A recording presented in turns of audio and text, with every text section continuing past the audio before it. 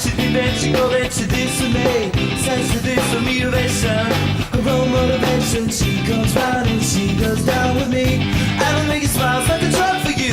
Do whatever what you wanna do, come in love with you. Keep on smiling when we go through. One stop to the rhythm that defines you. And I speak to you like the chorus to the verse. Chop another line like a cuddle with the curse. Coming like a freak show takes a stage. Giving the gang some place to say, I want something else. Get me through this. Semi-tone kind of life. Baby, baby, I want something else. Not listening when you say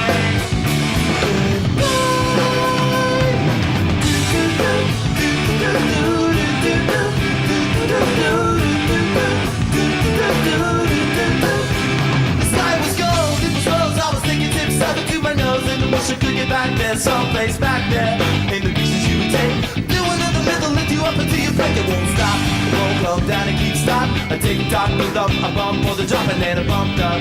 Took the hit that I was giving, and I bumped again. I bumped again, I said, how do I get back there to the place who I fell asleep inside you? How do I get back to the place where you said, I want something else. Get me through this. Semi-tone kind of life. Baby, baby, I want something else. Not listening when you say I believe in the sand beneath my toes. The beach gives a feeling, a healthy feeling. I believe in the faith that grows. And the full light goes to make me cry. When I'm with you, it would be like I could die, and that would be alright. Alright. When the blanket empty said she was crossing, I felt the lyrics in the city with truth on the earth to feel alive. Now I'm struggling to survive those days. You were wearing out the red dress. You're the green stains, I must confess. The little red pants, they got to test. Since I could run the belly face down on the mattress once. And you hold me in, and you're broken. Still it's something I wanna do, just to live it and feel myself. I beat up the ground, I'm scared I'm not coming down. No, no, no, no, from my life. She's got me tossed now, locked down in a smile, but nothing is alright, alright. And I want something else to get me through this life. Baby, I want something else. I'm listening when you say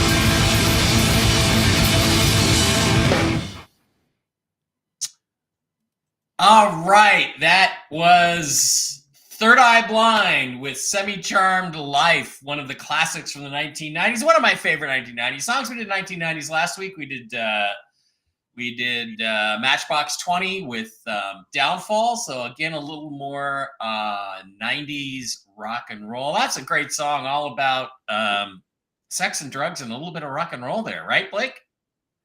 Definitely. Can't go wrong with that. I think it was in the Dirty Work soundtrack as well, right? With Norm Macdonald. Yeah, the lyrics are a little dirty.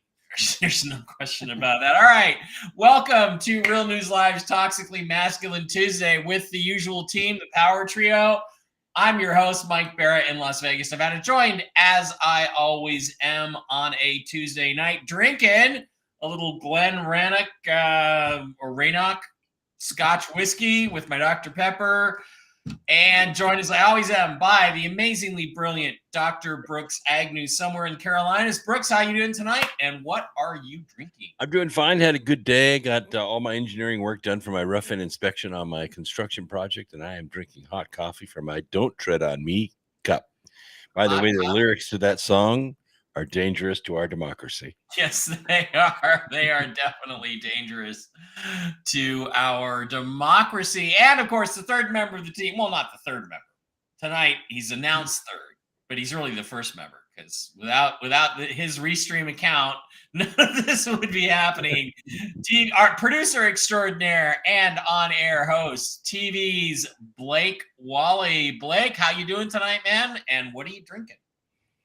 Doing well. It's great to be here. And I'm taking a little break from the Jim Beam tonight. I'm going to go back to a little boxed wine. Boxed wine. Classic. You know, I went to dinner last Saturday night at Il Fornile? or something. It's in Tivoli Village. And it was Italian. And the food was terrible. It's an elegant setting, great atmosphere, ambiance is nice. There were ladies there, but the glass of wine, the Pinot Noir that I had was excellente. That was really the best part of the meal. The bread was tasteless and spongy. The chicken parmesan was hard and not very flavorful. The pasta was average, and my Caesar salad without anchovies tasted fucking weird. So, plus it took an hour and a half just to get that. And it was like, wow. I mean, literally, you could have done better at Olive Garden. I forget the name of the place. It's Il Postos or Cerrito or something like that. If you follow my Yelp account, there's a review in there. I'm going to give him one more chance, but it's really disappointing when you spend almost $100 on dinner and it's not very good. Like I hear you. Olive Garden gets a bad rap, but I've usually found them pretty consistent. The thing is, look, to me, the measure of any Italian restaurant, and I don't know how you feel about this, Brooks, is the chicken parmesan. And it's not that hard to get right. I mean, Trader Joe's makes a refrigerated, chicken parmesan. You cook it in the oven for 25 minutes, and it's freaking delicious. This place couldn't really get it right. And the spaghetti wasn't very good. So it's all the marinara sauce and quality of the chicken. I have got to tell you, I'm a little disappointed in the meals that I've been having here in Vegas so far. Yeah. But we shall see. All right, guys, nice to have you here. All right, lots of things happening tonight, and I'm trying to decide what to start with. There is one thing I wanted to start with, but instead we will start with the death of Monty Burns. Jacob Rothschild is dead. Ding dong, the witch is dead. The wicked bitch pile of shit, Jacob Rothschild, is dead, or at least officially he's dead. And, what they say is that this, I don't know, what do you want to call him, reptilian, subhuman pile of garbage is supposedly no longer with us. It says Jacob Rothschild is dead. Evelyn D. Rothschild is dead. Henry Kissinger is dead. David Rockefeller is dead. George Soros is 93. I hear he's dead too. Rupert Murdoch is 92 and Klaus Schwab is 87. The New World Order is collapsing in real time, which is an interesting way to look at it. The thing is, we don't know necessarily if this is actually true. It bothers me that Nick Rhodes from Duran Duran is hanging with one of the Rothschilds and Ghislaine Maxwell. It's not really very not pleasing to me. But one thing that's very interesting is that yesterday the King's Guard were seen. Often the white horse comes out when the king is present, but for what I can see, the king isn't around at the moment. And how I know that is the royal standard should be flying, but it's not flying right now. It's the Union flag that's flying. So I don't know why we're seeing what we're seeing right now. And they have a black flag. Just incredible.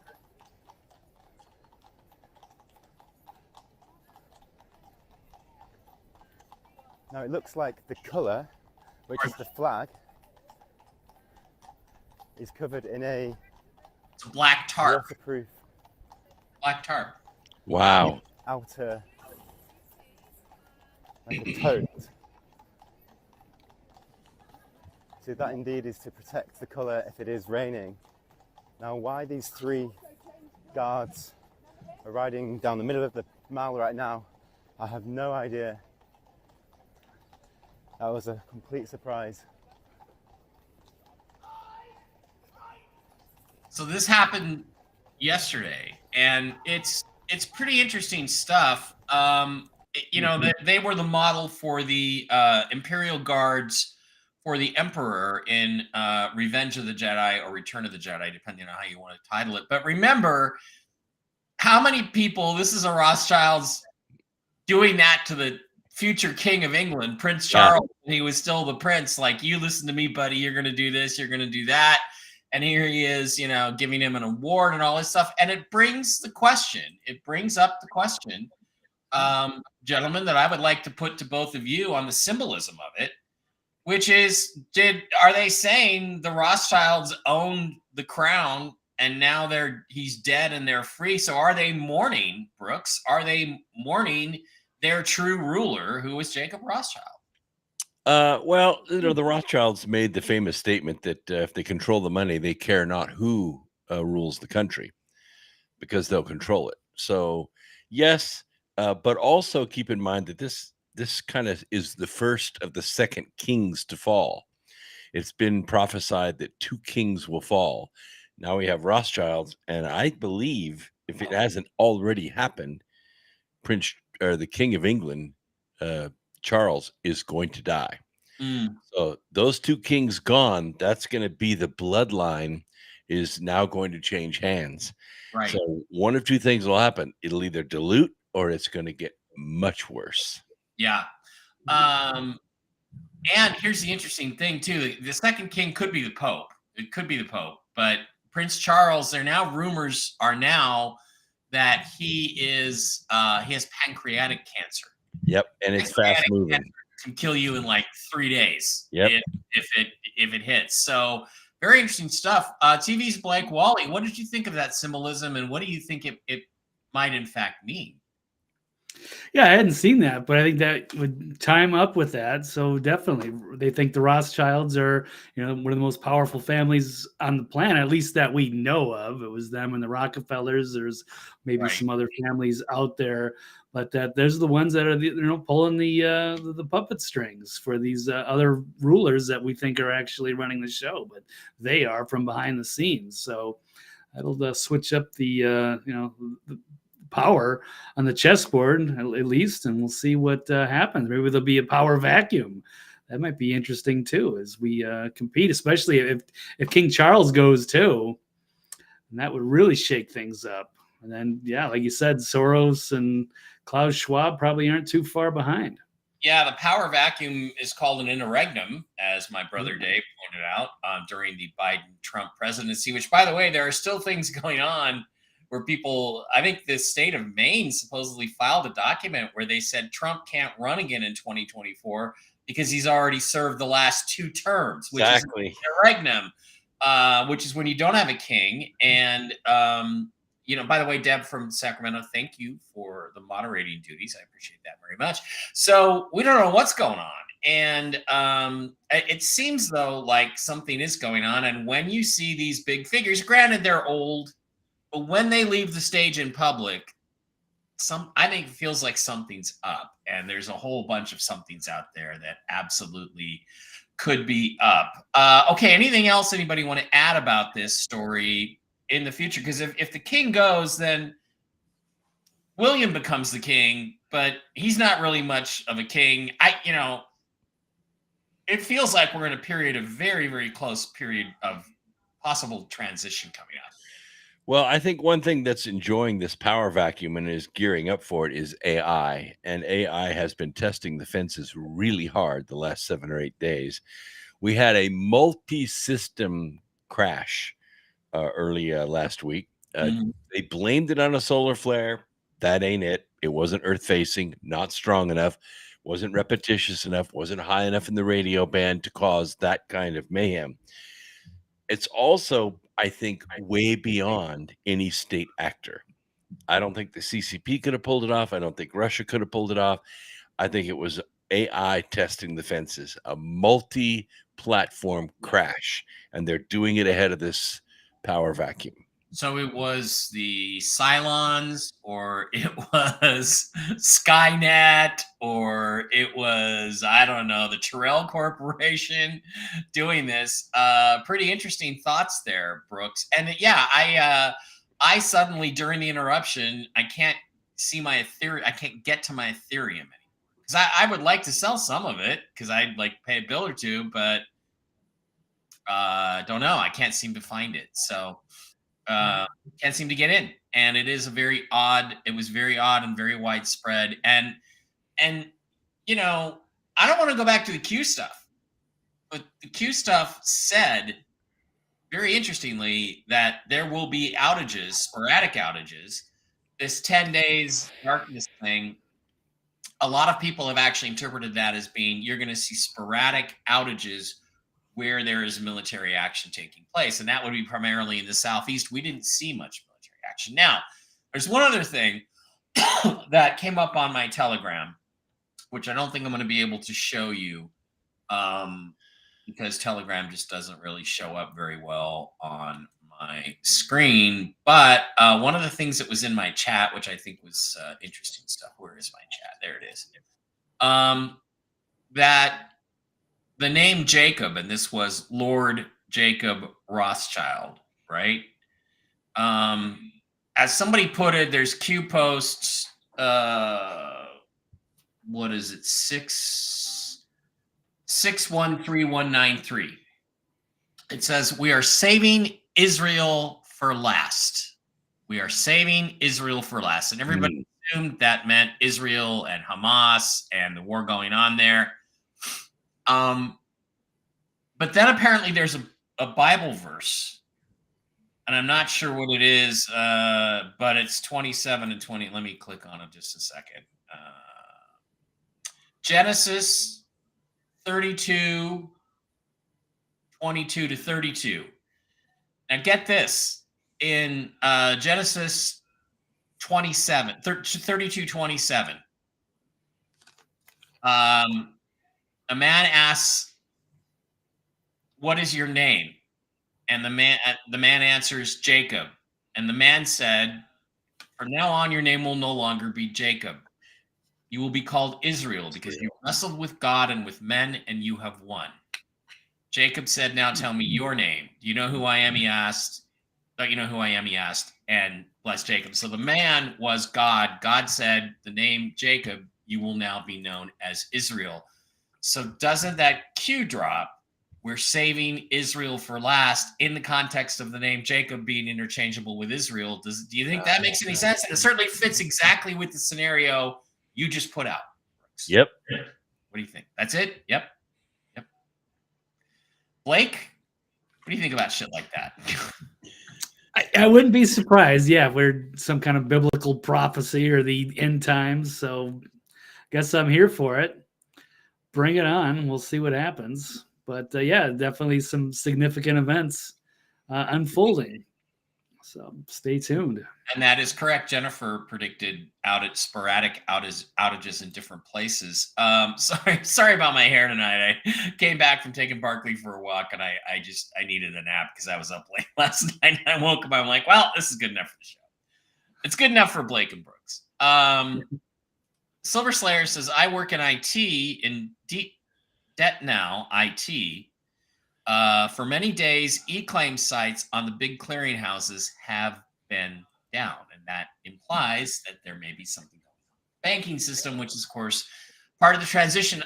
Brooks, I think you nailed it in the sense that I think something big is getting ready to pop, like a pregnant woman. Yeah, because when you could take phones down, you could take internet down, you can take texting down, you can take bank accounts down or some system down, but you can't take them all.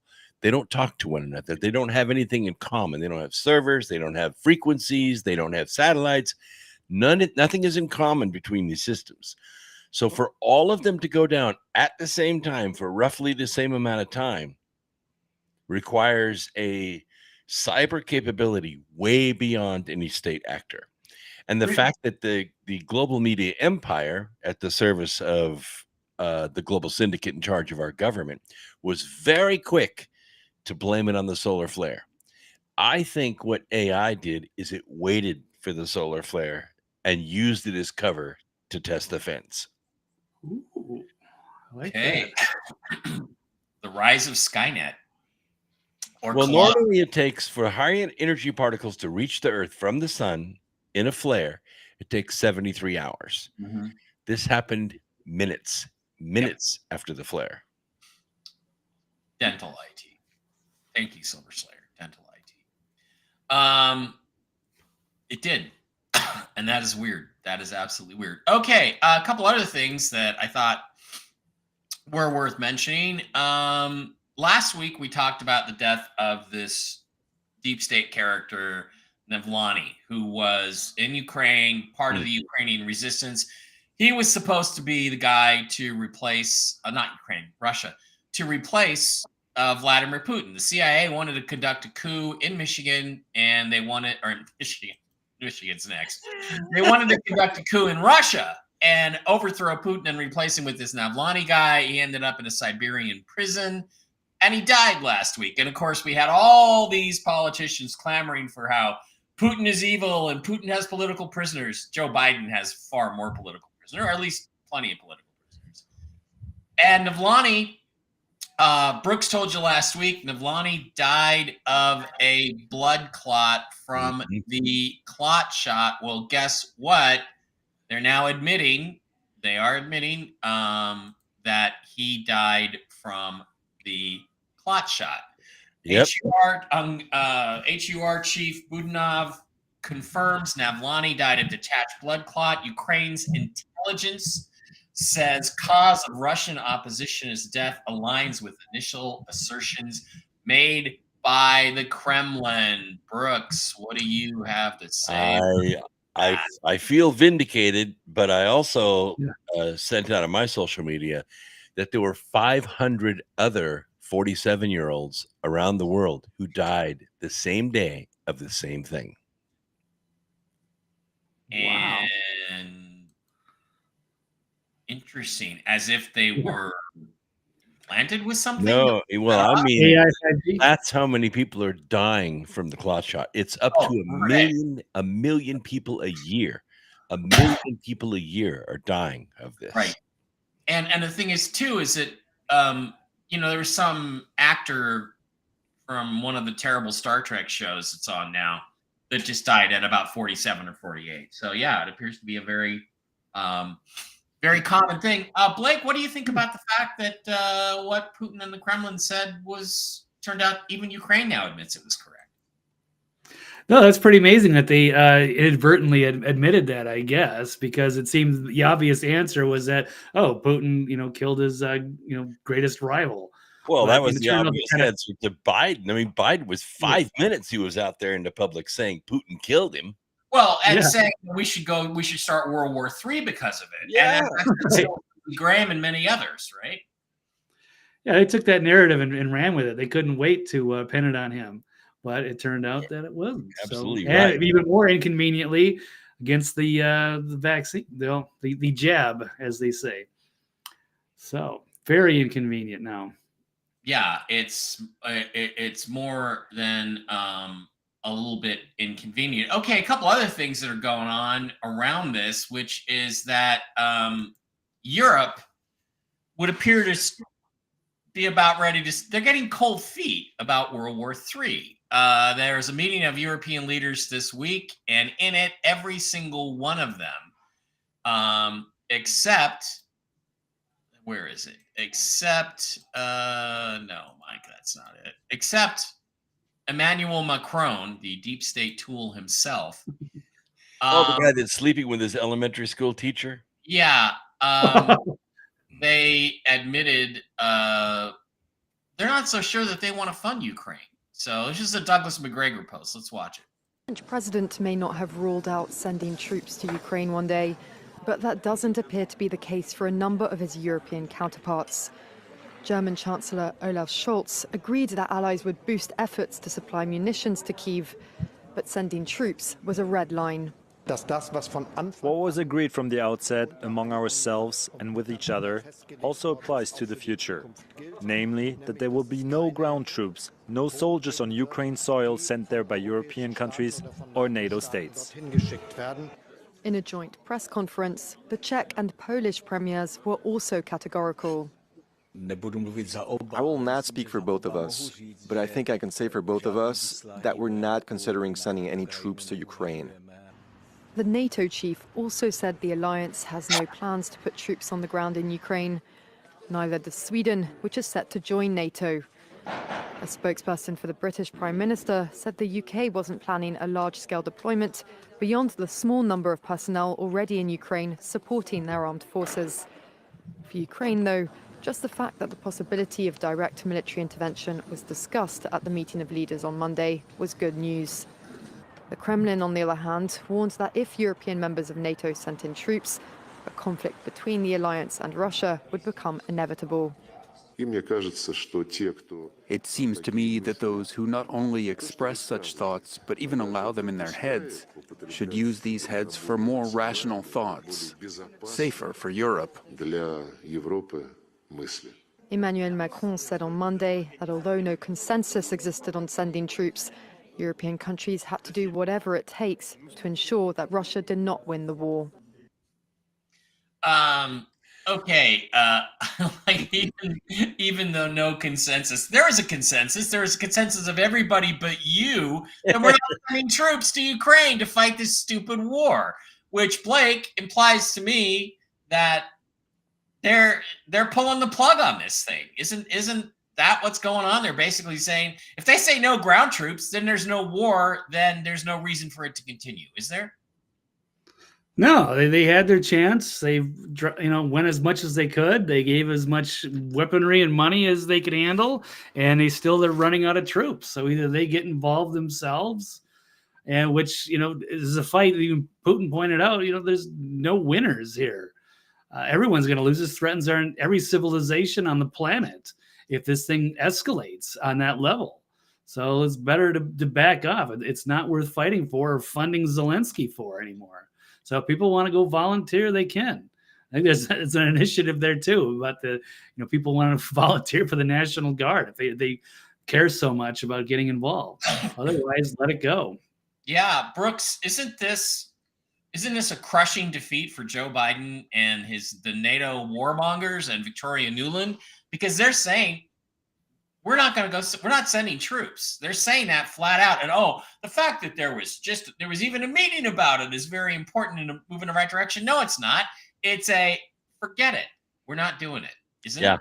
Yeah, what they're trying to do is be public about it so that they can win their own elections, because the people are dead set against sending any troops to Ukraine. And on our side, we've had Schumer out front saying, if you don't send money to Ukraine, there's going to be hell to pay in the United States. I mean, he openly threatened America with retaliation if we didn't send money over there.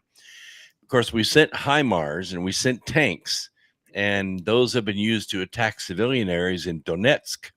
So once the HIMARS started landing near bus stations and blowing people up, digging 10-foot craters in the streets of Donetsk, the Russians pushed through. I told you, Avdiivka was just overrun, and it was a stronghold they've been holding for a long time, and they just smashed it.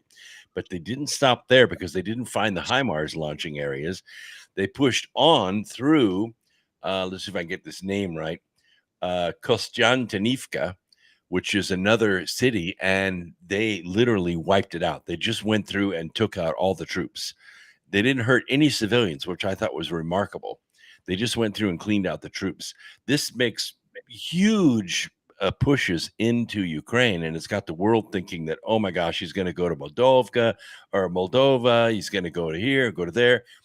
He's not. All he's trying to do is stop the American influx of weapons. And by the way, at Kostiantynivka, that's a major railway switching yard, and that's where most of the American weapons were coming into Ukraine. So they blew the whole rail system up, and that's going to stop the HIMARS. By the way, they blew up an M1 Abrams tank yesterday too. They had no problem taking it out. It wasn't effective at all. Yeah, well, the M1 Abrams is ancient. I mean, it was the most advanced tank in the world in 1991 during Operation Desert Storm, and despite upgrades, it's not. Well, it's heavy and it's fast, but it's built for sand. It's not built for mud. So if you're going to run in Ukraine a tank that heavy, you must stay on the roads.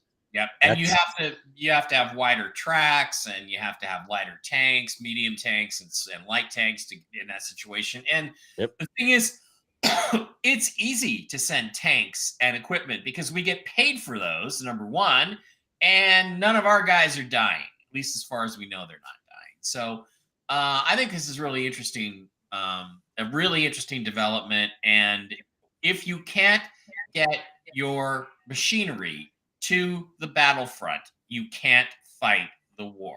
And that basically is what you're saying is happening. So we also have a very interesting development this week.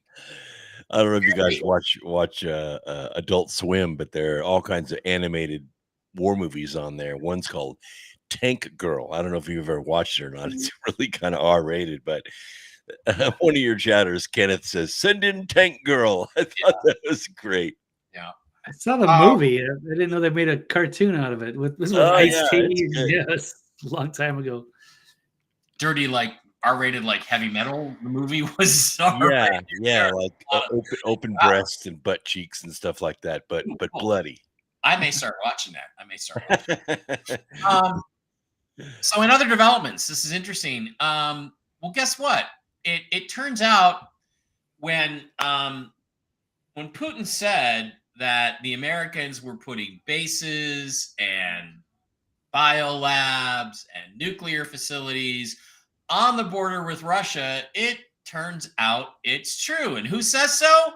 The New York Times says so. This is a really interesting story that broke this week, showing that the United States did everything it could to provoke war in Russia. I hate this son of a bitch. I want to see him hang. But this is John Brennan. The New York Times, according to Kanoka the Great, disclosed yesterday that the CIA built 12 secret spy bases in Ukraine, waging a shadow war against Russia for the past decade after a U.S.-supported violent coup toppled Ukraine's democratically elected government, and that's what Putin said in his interview with Tucker Carlson. CIA Director John Brennan visited Kiev, not Kyiv, Kiev, by the way, in April 2014, shortly after the new Ukrainian government launched an anti-terror operation against its Russian-speaking citizens. These are supposedly citizens of Ukraine and eastern Ukraine. For 8 years leading up to Russia's invasion in 2022, Ukraine's government, with help from the CIA, relentlessly bombed Ukraine. Millions of innocent civilians were caught in the crossfire of a geopolitical chess match between Russia and the United States. This is part of the story often ignored by the Western press. Let's watch a little bit of this video. God, I hate to look at his fucking face, but let's do it. Various people have said that John Brennan, the head of the CIA, traveled possibly under another name to Kyiv, and I just wanted to know, did he travel there? Does it have anything to do with this action? Just to no, it happened only in some commands from Moscow. I don't know. So, thank you. Were you in Kiev recently? I was in Kiev a couple weeks ago. Yes. Mm-hmm. Could you tell us what your mission was? I was out there to interact with our Ukrainian partners and friends. Ukraine's acting president has announced the start of an anti-terrorist operation in the east of the country.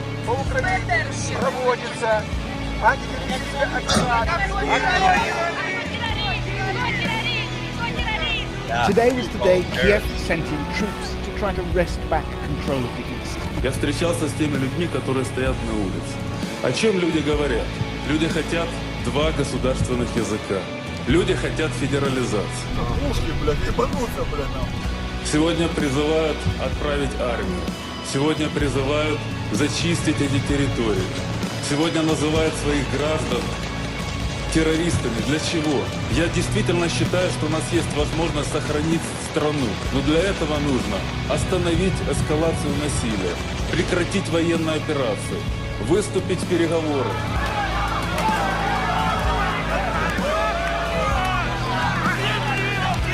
Okay, so anyway, that's the essence of of the story. And here's the reality. Yes, the United States, through John Brennan and Barack Obama, set up basically spy stations along the neutral zone between Russia and Kiev, and then started persecuting the Russian-speaking population of eastern Ukraine exactly as Vladimir Putin has always claimed. Has he not, Brooks?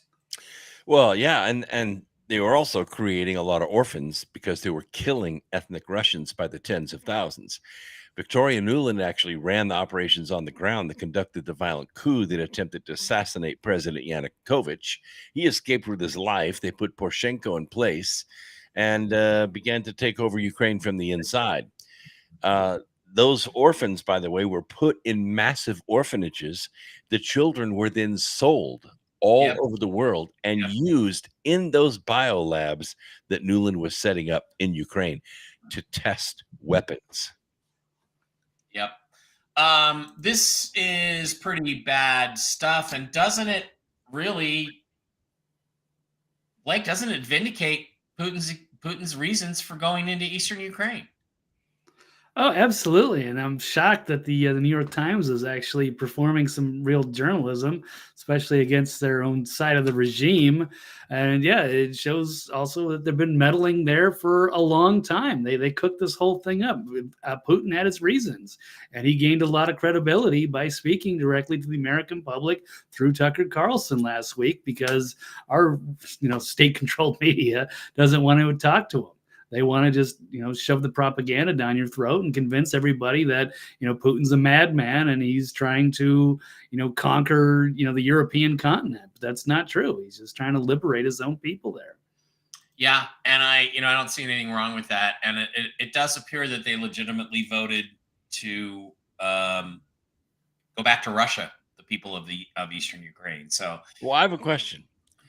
Yeah. Do you think there's truth to the revelation by the would-be assassin that there was somebody that was paid to kill Tucker Carlson? Yeah, that was another story we were going to bring up, which is that there's apparently a pretty cheap contract, only $4,000. I know a guy who's a hitman. He'd never take $4,000. You'd have to be a lot more than that. But yeah, there apparently was a legitimate contract out to, I guess in Ukraine, 4,000 is a lot of money, or Russia, to kill Tucker Carlson when he was in Moscow. That appears to be a true story. So pretty wild stuff. Pretty wild.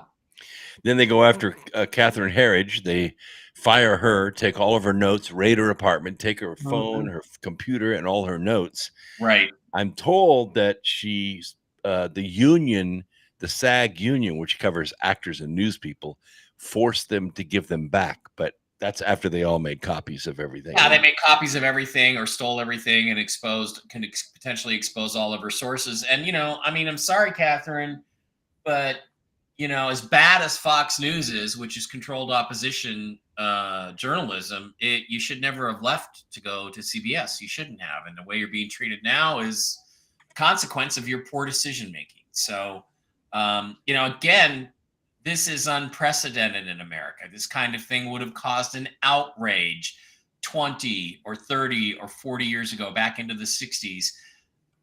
And it's now just considered normal. It's no big deal. We're just going to steal all your stuff, all your sources, all this. So there's, that's what happens when you have the collapse of the rule of law. When Michael Cohen can break attorney-client privilege and lie about Donald Trump, then where are the rules? Where are the rules in court? I just had a court thing the other day, and the law doesn't matter. The law doesn't matter. All that matters is how much is the judge getting paid to make a ruling in his particular order. So it's pretty bad. It's pretty bad news. So, okay. The situation has gotten so bad that it is beginning to leak into the American political spectrum. And a lot of us have had high hopes that this Biden nightmare will be exposed and ended well before we get to November. And in fact, that we may have elections well before November, if some things fall into place, that they will simply say, this guy was never elected. Here's all the evidence. We all know it exists.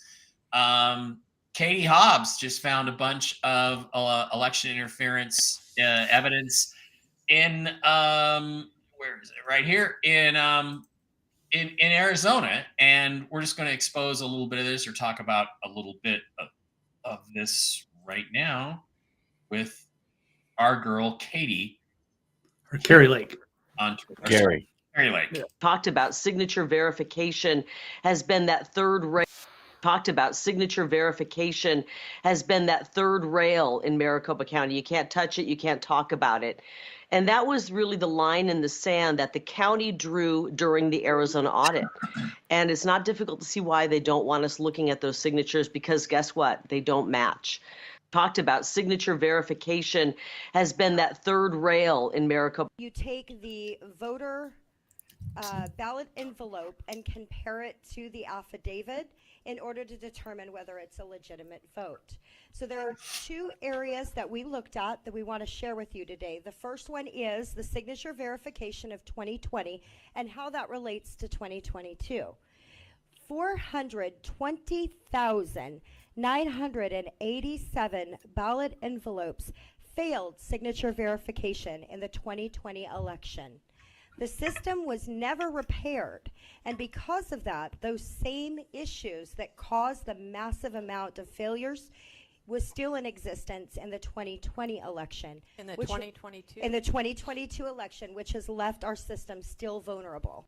Okay, so yeah, that is a fact. So 420,000 or 421,000 mail-in ballots failed signature verification in the 2020 presidential election. I guarantee you 98 to 100% of those were for Joe Biden in a state that he supposedly won by, what, 11,000 votes or something like that? Yeah. Donald Trump won Arizona. They have proof of that right there. Absolute proof of it. And Carrie Lake is making a big deal about it, and she's breaking this news now. So do you guys, either one of you, think that this is going to move anything forward in terms of it's time to pull the plug on this guy, meaning Joe Biden?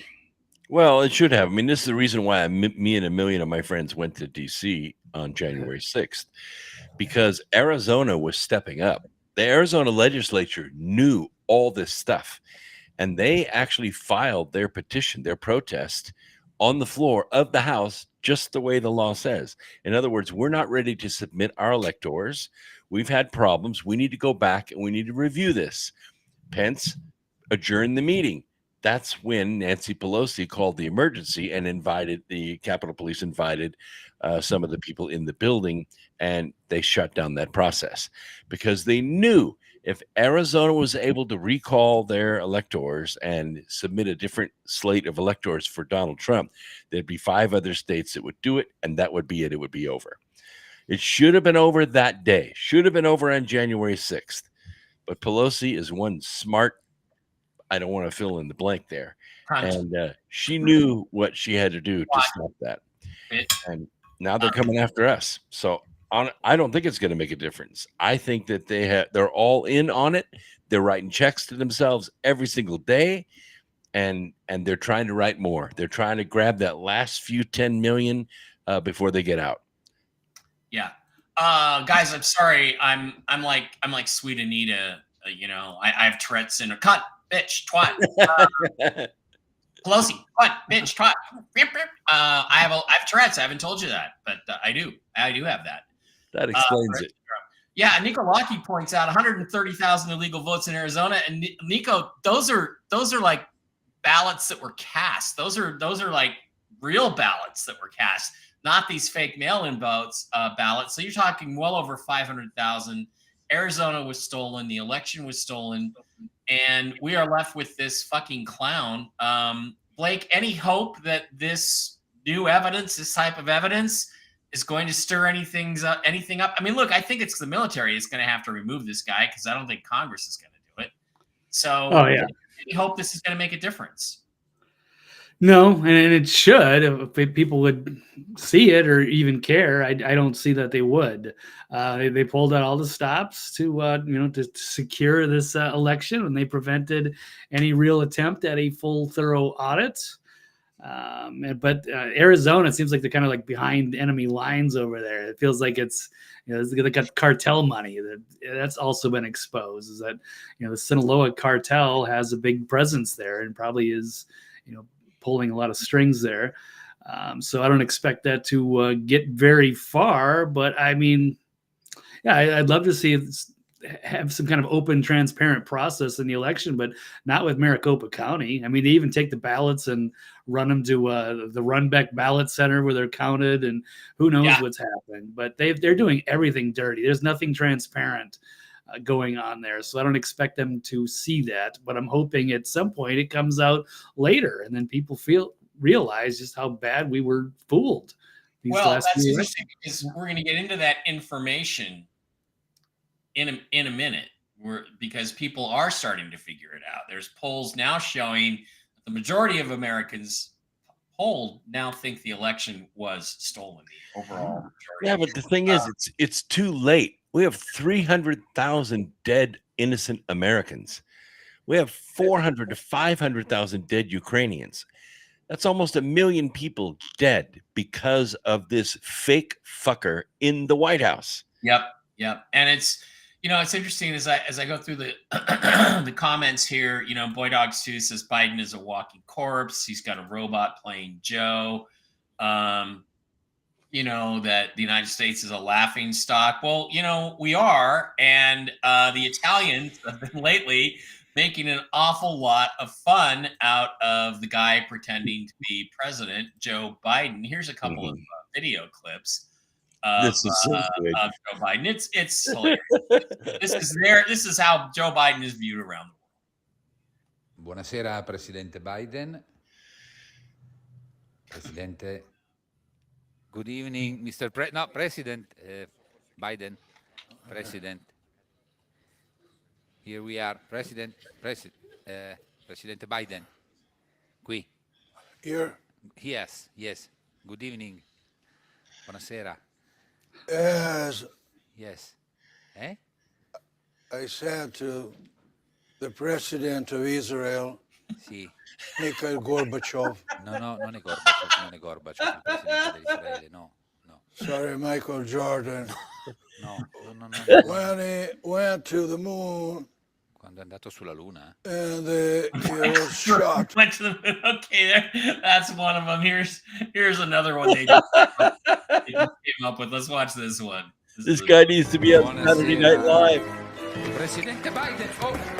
Presidente Biden. Mr. President. It's okay.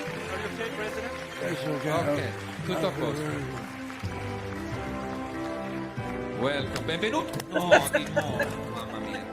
So the thing is, boys, is real. We see it. The world sees it. When are our people who are supposed to be on the side of this country and this republic and the Constitution? Well, the republic technically doesn't exist anymore. Gonna do something about it. When are you guys gonna do something about it? Blake, any thoughts? Nobody's gonna say a word about it. Right. And as you said, like way back when, a few years ago, they were expecting some like 70% of the public to get behind it. And then maybe they would, come to the rescue. I don't know if that's actually happening. And it's amazing that people are still out, defending this guy. I don't know what they're watching, but the rest of the world is seeing it. So it's shame on our media for, propping this guy up and giving him legitimacy when it's clearly he's falling apart. He's a puppet. He's being controlled. Putin called it out. Now you're seeing Italy calling him, just mocking it, and there's going to be a lot more. And so, what are we still doing? And you can't tell me we're not at that magic 70% number. You can't tell me we're not at 80 or 90%. I mean, it's insane that anybody. And regardless of that, if you have any responsibility to your country at all, douchebags, get off your asses and end this. This is a farce. Brooks, add anything? Well, the global media empire is playing their part.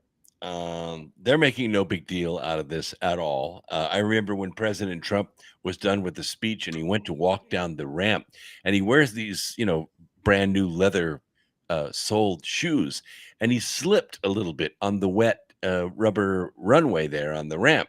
and actually he did grabbed the slip. handrail. Yeah, Oh, he was the very press. careful to not slip, and they made a big deal out of the fact he was. Right. So the press was just picking all over that, like, oh, he needs to be out. They're going to invoke the 25th Amendment, and it was insane. That's the global media empire. Now, I don't call them the mainstream news anymore for a reason. They're not. We are. The independent podcasters and roundtables like ours, we are now the mainstream. The fake stream news, everybody knows who they are. They know what to expect from them. They know to expect lies from them. And if you look at what's happening in Chicago and New York and LA, they're not believed anymore. Tucker Carlson has almost 500 million views of that interview. That's more than all the news organizations in the world combined. Yep. And here's the interesting thing about it, guys, is it does not seem to be making any difference whatsoever in the popularity of Donald Trump. The so-called mainstream media that you just called out, they have absolutely no effect on anything. These are tonight's Michigan primary results. The primary in Michigan, Donald J. Trump wins the Michigan Republican primary with 66.5% of the vote. Nikki Haley gets 28.8% of the vote. And, the Ron DeSantis, or the DeSantis, because I call him Stannis Baratheon, the man who will never be king. People are like, oh, this is really bad. They tried to make out South Carolina, where Nikki Haley lost by 40 points in her own state, out to be bad for Trump, because this means that look at all those people, 74,000, almost 30% of Republicans refused to vote for Donald Trump. Well, first of all, a lot of them are going to vote for Trump anyway. Secondly, especially in South Carolina, you had Democrats crossing over. And here's the main thing. Look at that total, 171,000 votes for Donald Trump. And if you look up at the Democrat turnout, it's 66,000 votes for Joe Biden so far. So the reality is that the enthusiasm for Trump is 3, 4, 5, 10 times higher than it is for Joe Biden and the Democrats. And then you start looking at other stuff that's coming out. This is interactive polls from just a couple days ago. This is the Emerson Hill poll of Trump, Biden, RFK Jr., West-Stein matchup in swing states. Now, the important thing here is to understand this is a mainstream poll. Mainstream polls understate Republican support by 8 or 9%, and they have to correct for that. Donald Trump, Nevada plus 10, North Carolina plus 9, Georgia plus 9, Arizona plus 6, Pennsylvania plus 5, Wisconsin plus 4, Michigan plus 3, all of the 7 so-called battleground states. Donald Trump has huge and growing leads. And I don't like to talk about Scott Adams because I think he's kind of a dickhead, but he pointed out something very nice, very interesting today. He said Trump's third act is shaping up nicely. 1, the majority of Americans believe the 2020 election was rigged. 2, the majority of Americans believe Democrats are using lawfare against Trump. 3, the majority of Americans think he did a better job on the border. 4, the majority of Americans know Democrats and intel people invented the Russia collusion nonsense. 5, the majority of Americans believe Biden is corrupt. 6, climate alarmism is looking more like a hoax every day. 7, the majority of Americans know the news is not real. What did you just say, Brooks?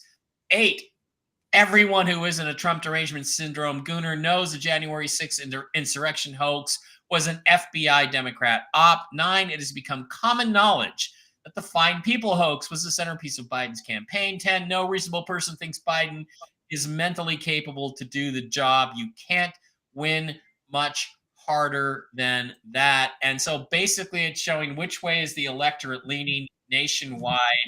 It is heavily towards the Republican side on this. Not that that's a good thing, because the Republicans are just as corrupt, but if it means votes for Donald Trump and sufficient support to get this government cleaned up, I think that's a good thing. Am I wrong, TV's Blake Wall? No, and it's kind of restoring my faith in humanity, or at least with the American people, is that they aren't asleep. Maybe they are paying attention. This has been a wake up call. So now that we realize that actually the Trump years were pretty good, and things have gotten significantly worse, and they can't continue to get us to believe their BS anymore. So here we go, and they got to be panicking now. What are they going to do? They obviously can't run Biden and prop him up. So, well, the thing is too, Blake, is that this is exactly what the Q stuff told us, which is that the whole purpose of this last 3 years of operations, which I disagree with and don't support and shouldn't have happened, has been to wake up the people that are left to be woken up. So even though we don't really buy that stuff here, I think we have to look at it as a reasonable possibility that that's what's going on. What do you think, Brooks? Well, there's a couple things. One is that I think the public has been aware for a long time. The percentage of the public is probably more aware now than they were 4 years ago. But we're aware, and we're also aware of one other thing. The press doesn't arrest people. Congress doesn't arrest people. Senate, nope. It's got to be law enforcement, but law enforcement's not going to do it because the whole law enforcement justice branch works for the executive. And we're watching that happen right down with Fanny Fo Fanny and her, stained sheets court down there. We're watching that nationwide. So what we, the people, are saying is, like you, Mike, where's the authority? Where are the marshals? Where's the military? If you're not going to use the military in this country to save us from a coup, when are you going to use it? You're not going to use it when we're invaded from the southern border or the northern border. When are you going to use it? Do you know the cry of patriotism, of the cheer of national support that would happen if 300 or 400 of these people were marched out in leg irons to go to trial and be faced with this evidence? You wouldn't be able to stifle it. You could walk outside and hear it from coast to coast. We think that our justice comes through the election system. Well, we have been screwed right with no mercy the last 4 elections since 2012. We've been screwed. We've been thinking we could fix it with an election, but did you know that California is getting ready to reelect Adam fucking Schiff? Yeah. To the Senate? I mean, to the House of Representatives? Can you believe that? A child molester, yeah. A guy who likes to fuck little black boys. Yeah. It's insane. It's insane. Everyone knows what he is and who he is, and yet they're going to reelect him. That happens because the election infrastructure is corrupt. It doesn't work anymore. We need something else, something in uniform with a gun. Right. Well, the thing is, we don't know. We don't know what the results of elections would be in California if it wasn't for the corruption. We don't know. I have a feeling there's a lot more Californians that voted red in 2020 than we think, including enough for Donald Trump to have won the state. But until truth starts coming out and people in the military basically do the Clockwork Orange thing and force people to look at this, it's not going to change. By the way, the latest news on Michigan, Donald Trump has 194,000 votes. Joe Biden has 156,000. So Trump is beating him by more than 50,000 votes at this point. Almost 50,000 votes. And the Republican totals are far ahead of the Democrat totals, which is not a good thing because who goes out and votes in a primary election? I don't know. Especially where the two guys are already decided. Only those that are motivated. So what does that show you? It shows you the Trump people are about 50% more motivated in Michigan than the Biden people. Yep. Okay, guys. That's all I got. Anybody else have a story? Blake, you got another story you wanted to talk about that we didn't get to?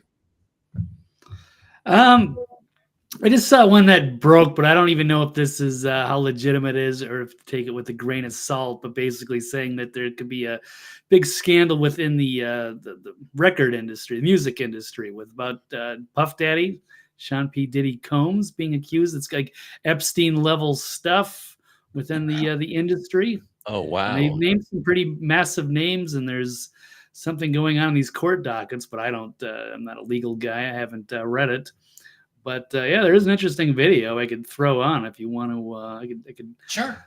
hit you with it if you wanted to add a little bonus and maybe see what you guys think. I should just throw this whole tweet out there, which I will.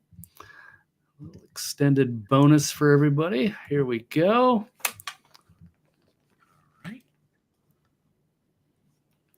But again, one of these things we're not entirely sure of. It just happened to be on my homepage. I don't know where it came from, but if it, I think it's another one where we know that the music industry is extremely dirty. Yep. Here we go.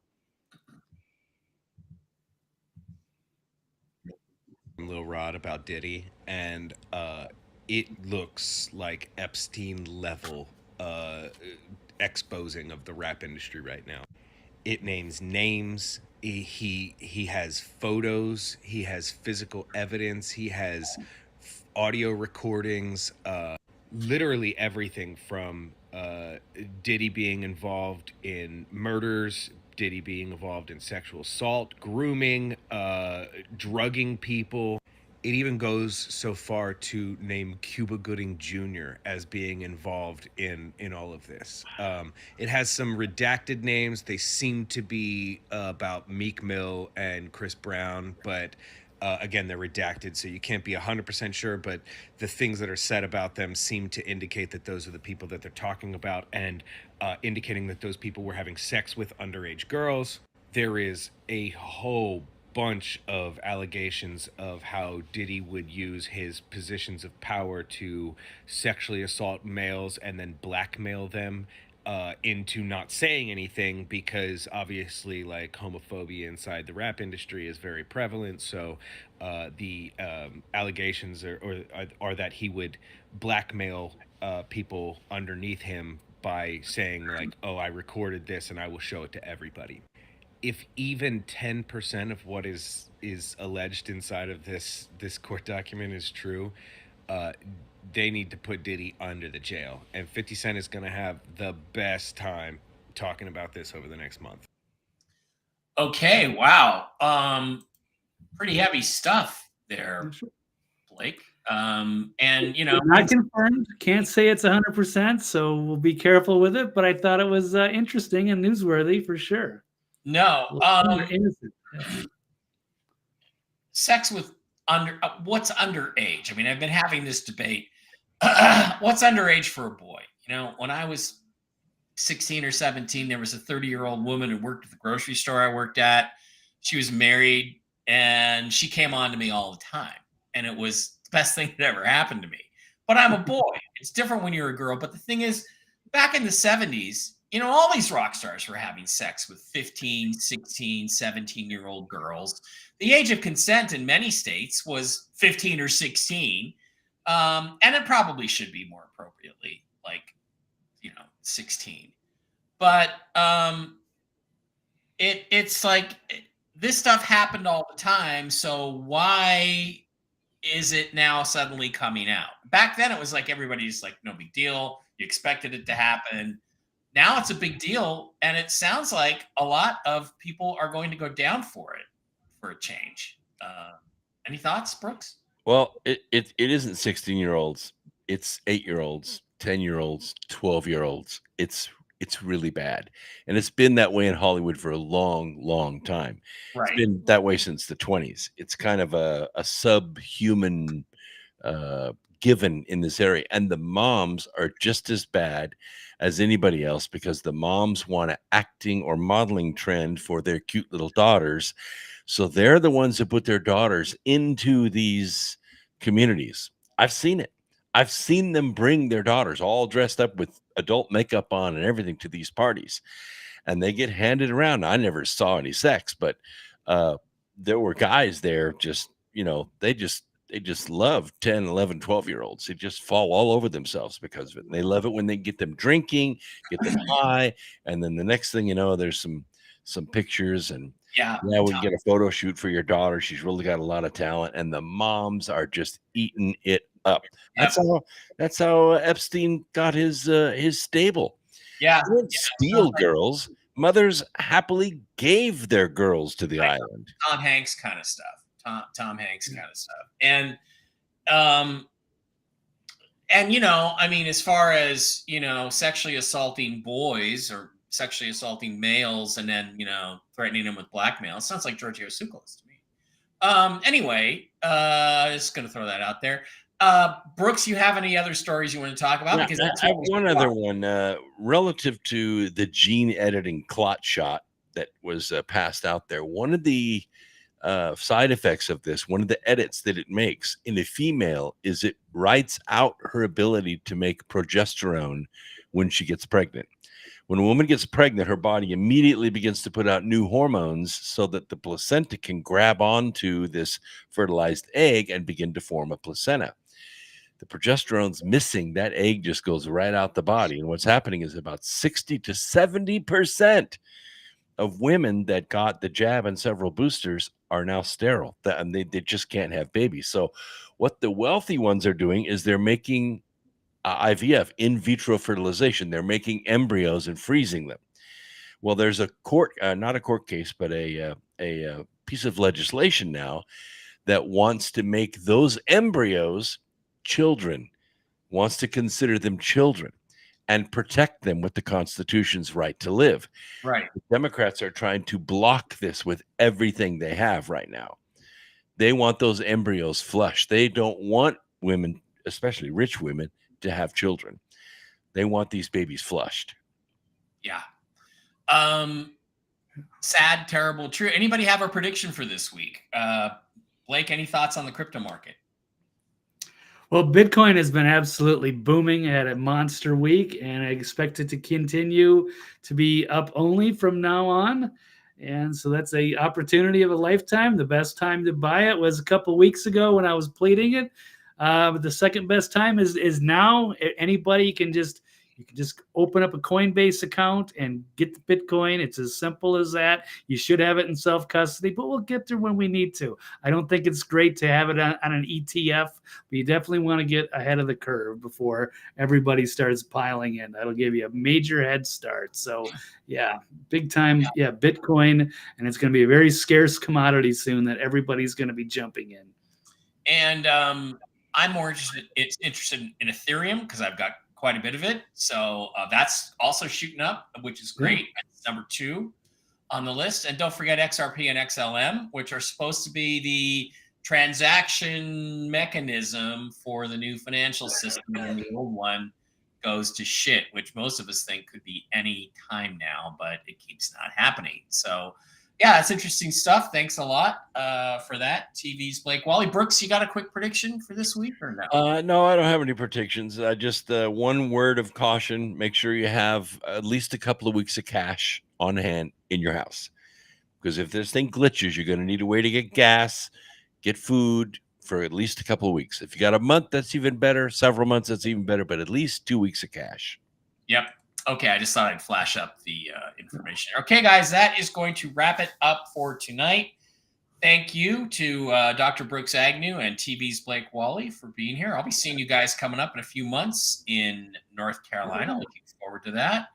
And I'll be back on tomorrow with Jennifer Falah-Doring doing the usual Gen show. We'll have some RV updates. I have heard that Iraq has been accepted into the World Trade Organization. If that is true, that means they have to have a valid tradable currency. And that means it has to be at least a few pennies, at least 5 cents or a nickel or a penny or 10 cents or a dollar. But we'll see. It hasn't actually really hit the world now, although I think some Iraqi officials are saying, yeah, that we are now ascended to the World Trade Organization. So that could begin the series of dominoes falling to end the current corrupt financial system. What happened to Monday's show with Jen? I had something to do, and she had something to do of personal nature that kept us busy. So, all right, guys, thanks for being here, everybody. Appreciate you very, very much. We will see you again next week. Don't forget to like and subscribe on YouTube and especially Rumble. It's a lot more valuable on Rumble. Don't forget to do the $5 subscribe button over there on Rumble, and that's a great way to just support the show for $5 a month. We appreciate it very much. Love you guys. Thanks for being here. The trio will be back. Barring a solar flare, we'll be back next Tuesday. and if you guys notice, since I had the repairman out here, I got the internet worked on. We're not getting interruptions during the show anymore. Excellent. Yes, I found some old switches and splits. They took them all out, and magically all the problems went away. Nice. All right, guys. This is an older house. Thank you, guys. Thanks for being here. We appreciate each and every one of you. And I'll see you tomorrow on the show with Jen. Bye. Bye-bye. Good.